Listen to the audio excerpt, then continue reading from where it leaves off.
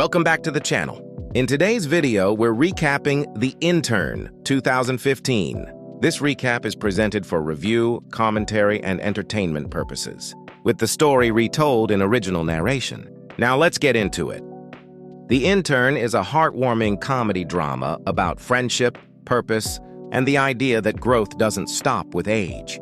The story begins with Ben Whittaker, a 70-year-old widower living in Brooklyn. Although he's financially comfortable and retired, Ben feels empty.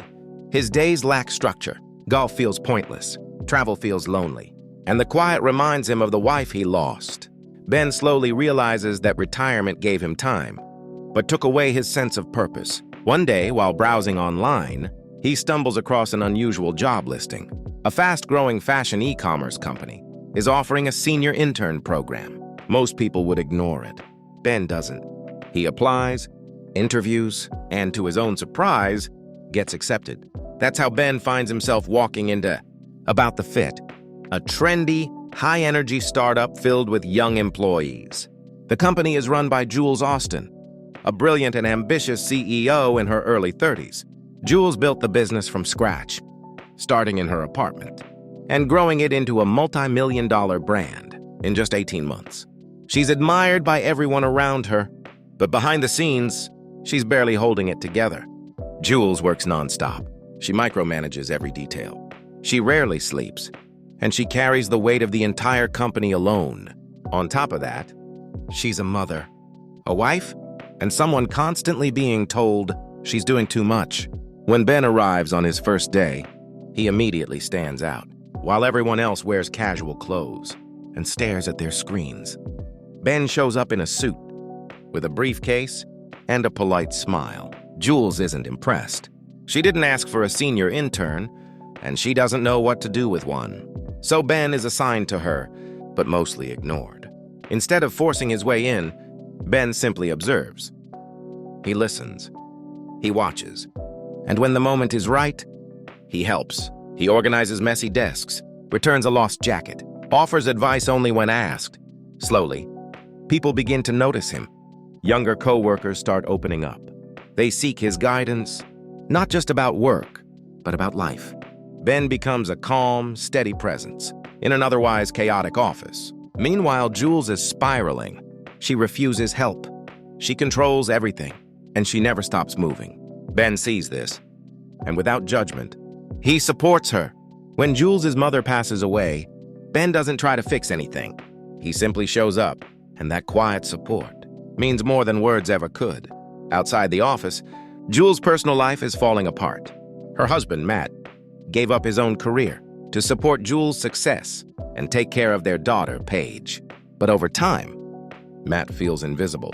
He feels overshadowed, and eventually, he makes a mistake. Matt has an affair.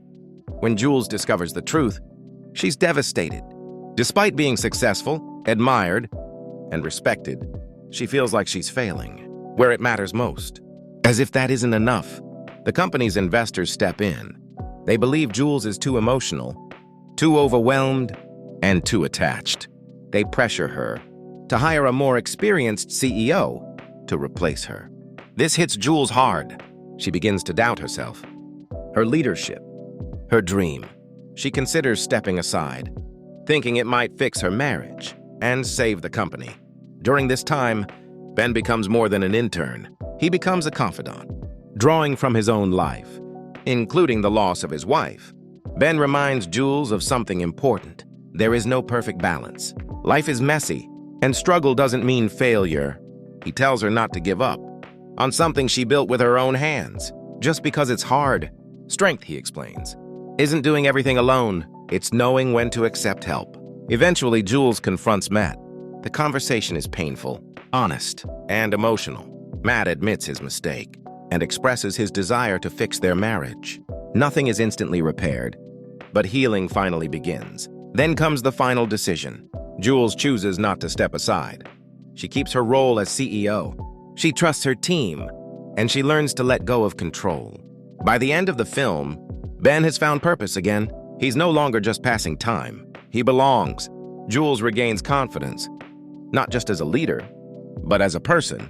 Their relationship remains platonic, but deeply meaningful. proving that mentorship and friendship can transcend age, status, and background. The Intern ends on a hopeful note, reminding us that wisdom comes with experience, growth never stops, and sometimes the most unexpected connections change our lives forever. If you enjoyed this recap, like the video, subscribe for more movie recaps, and comment the next movie you'd like to see. Thanks for watching, and I'll see you in the next one.